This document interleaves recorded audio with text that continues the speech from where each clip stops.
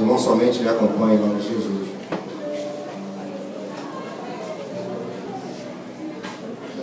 Louvado seja Deus. Versículo 6 em diante.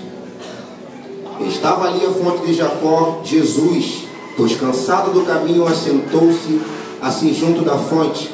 Era isso quase a hora sexta. Veio uma mulher de Samaria tirar água. Disse-lhe Jesus: dai-me de beber, porque os seus discípulos tinham ido à cidade comprar comida. Disse-lhe, pois, a mulher samaritana: como sendo tu judeu, me pedes de beber a mim, que sou mulher samaritana? Porque os judeus não se comunicavam com os samaritanos. Jesus respondeu e disse: se tu, mulher, conhecesses o dom de Deus, e quem é que te diz me dar de beber, tu lhe pedirias, e ele te daria água viva. Disse-lhe a mulher: Senhor, tu não tens o com que pegar água, e o poço é fundo. Onde, pois, tem água viva?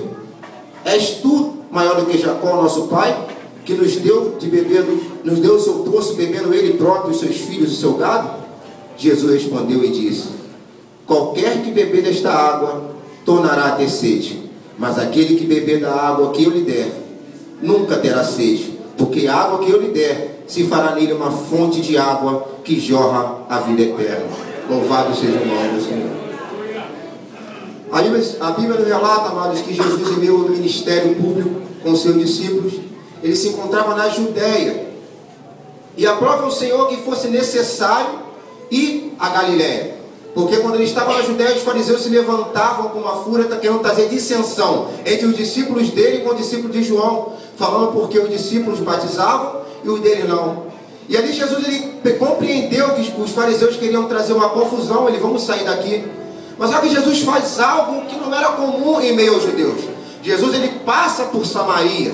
Os judeus, ele não passavam por Samaria, porque os judeus não se comunicavam com os samaritanos.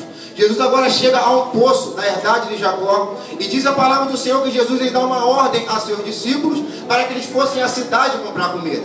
Aquela mulher, ela vem ao poço para tirar água, e a palestra que Jesus teve com aquela mulher foi essa que eu acabei de ler para os amados.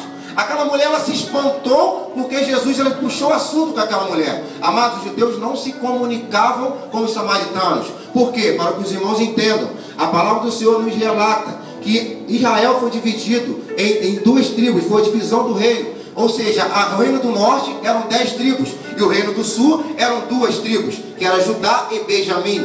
Diz a palavra do Senhor que em meio aos impérios que vieram trazer Israel como cativo, houve 2 em particular nessa passagem, que foi o assírio e também o império babilônico. Porém, o assírio, ele trouxe o cativeiro no reino do norte, e o babilônico trouxe o cativeiro em Israel no reino do sul. Porém, esses impérios, meu querido, ele tinha maneira diferente de trabalhar. O reino assírio, eles pegavam o povo de Israel, levavam para a Síria e colocavam outros povos em Israel. Ou seja, daquele jeito começou a se misturar. O povo de Israel começou a praticar todos aqueles cultos pagãos. O povo de Israel começou a prostituir como aquele povo se prostituía. Ou seja, além de o povo de Israel influenciar, ele era influenciado. Meu querido, já tem uma palavra para a tua vida. Cuidado quando você for evangelizar. Cuidado quando você for se misturar com aquele ímpio. Porque se você não tiver o pé firme na rocha, ao invés de você influenciar, você vai ser influenciado. Israel agora é influenciado, Israel se mistura.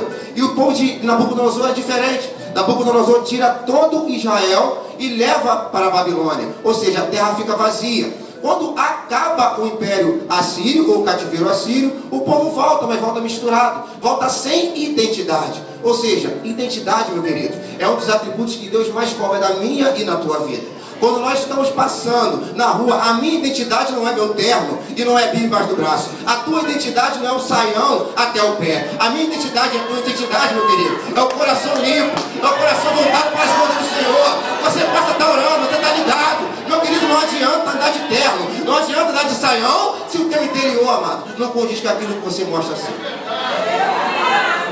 Louvado seja o nome do Senhor.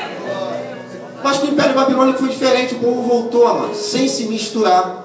E essa foi a grande diferença, porque quando eles voltaram do cativeiro babilônico, como disse o reino do sul, que era Judá e Benjamim, daí surgiu o nome judeu, por causa da tribo de Judá.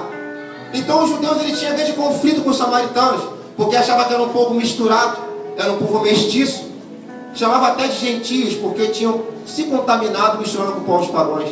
Não era só esse o motivo da desunião. Diz a palavra do Senhor que Salomão, ele constrói um templo em Jerusalém. O Senhor lhe permite que Salomão constrói um templo. Então os judeus começam a adorar no templo em Jerusalém. Porém, os samaritanos achavam errado, porque quando eles tomam posse da terra prometida, José dá uma ordem. Olha, o Senhor falou que o lugar de adoração é o Monte Gerizim. Então os samaritanos tinham costume daquilo. O samaritano tinha como estatuto adorar no Monte Gerizim. Mas os judeus não. A oração e a clamor ao Senhor, o lugar de adoração é em Jerusalém. E começava aquele conflito, meu querido. Samaritano andava de roupa tal, judeu de roupa tal. A minha roupa é assim, eu sou diferente dele. Ele fazia tudo para se diferenciar dos judeus. Meu querido, não adianta você usar roupa achando que vai ser diferente um do outro. O que importa é teu interior, meu querido. O que importa é teu interior.